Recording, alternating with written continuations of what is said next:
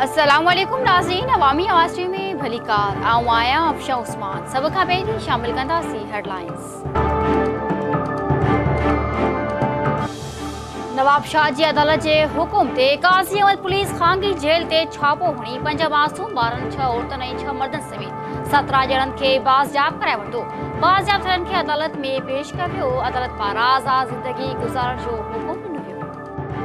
किपरोलग ॻोठ सरफराज़ राजन वटि आसुरल शाह खे 8 या 8 वटि 50 फुट घारो। ॻोठ सरफराज़ राजन समेत केतिराई घर पाणी हेठि सावे एकड़नि ते बीठल फसल में ॿुॾी वियो।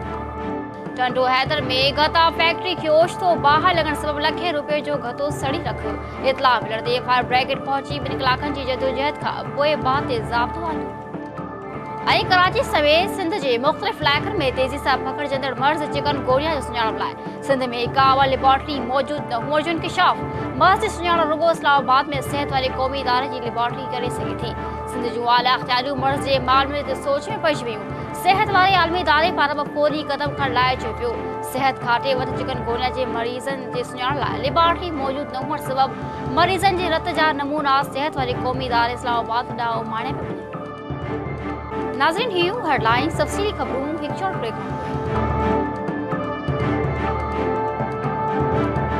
ख़बरनि में हिकु दफ़ो ॿीहर भली कार।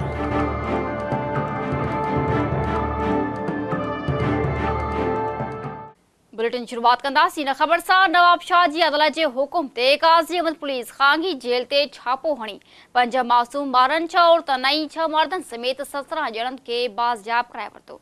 बाज़याब कलनि में गॾे ज़ाल नारो प्रकाश मोलचंद हीरो रेशमा नेथी राजा नागजी वालो अनीता जमुना दिया मिस्री शनू ऐं ॿिया शामिल आहिनि, जिन खे पुलिस डिस्ट्रिक्ट एंड सेशन जज शहीद बेनज़ीराबाद जी अदालत में पेश कयो।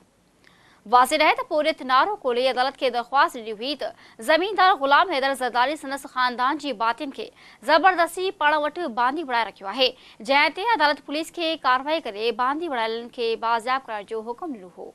ॿिए तरफ़ अदालत बाज़याब करायल 17 ॼणनि खे पंहिंजी मर्ज़ी सां ज़िंदगी गुज़ारण जो फ़ैसिलो बि ॿुधायो।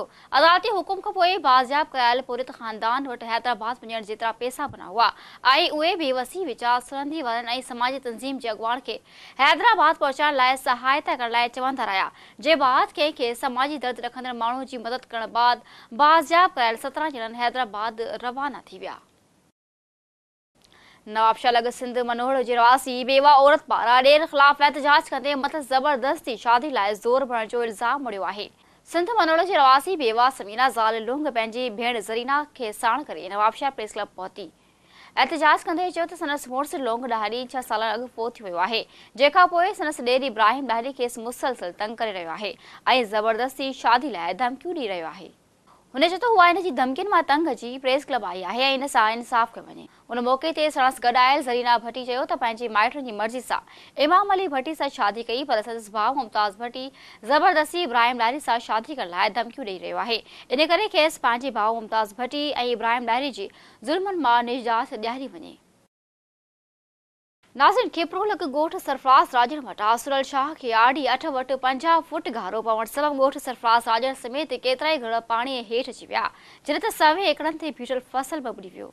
घारे जो पाणी घरनि में काही पवण सबबि घरनि में पियल कणक समेत घरेलू क़ीमती सामान पाणी में लुड़ी वियो, जंहिं करे इलाइक़े जे रवासियुनि समेत आबादगारनि खे लखे रुपए जो नुक़सानु रसियो आहे। ॿिए पासे घारे जे इतला बावजूदि चूंडियल नुमाइंदनि समेत को बि आबपाशी अमलदार न पहुतो। ॻोठाणनि पंहिंजी मदद पाण तहत घारो बंदि कयो।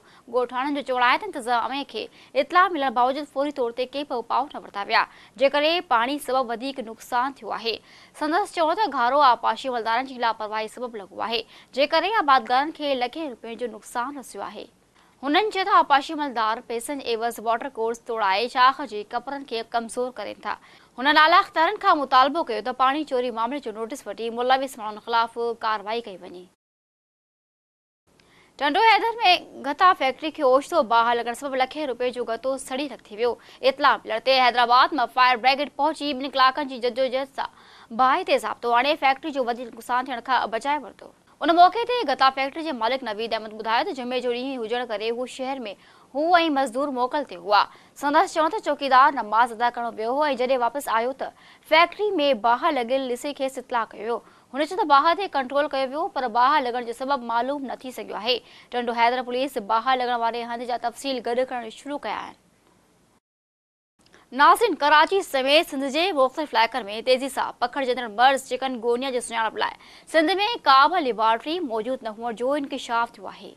इन मर्ज़ जी सुञाण रुगो इस्लामाबाद में सिहत वारे क़ौमी इदारे जी लेबॉरेटरी करे सघे थी। सिंध हुकूमत जूं आला इख्तियारियूं हिन मर्ज़ जे मामले ते सोच में पइजी वियूं आहिनि। सिहत वारे आलमी इदारे पारां बि फ़ौरी क़दम खणण लाइ चयो वियो आहे, जंहिंमें सूबे अंदरि लेबॉरेटरी क़ाइमु करण बि शामिल आहे। हिन वक़्तु सिंध में सिहत खाते जी सूरत-हाल इहा आहे त चिकनगुनिया जे मरीज़नि जी सुञाण लाइ बटन लेबॉरेटरी मौजूदु न हुअण करे हू मरीज़नि जे रत जा नमूना सिहत वारे क़ौमी इदारे इस्लामाबाद ॾांहुं माणीनि था।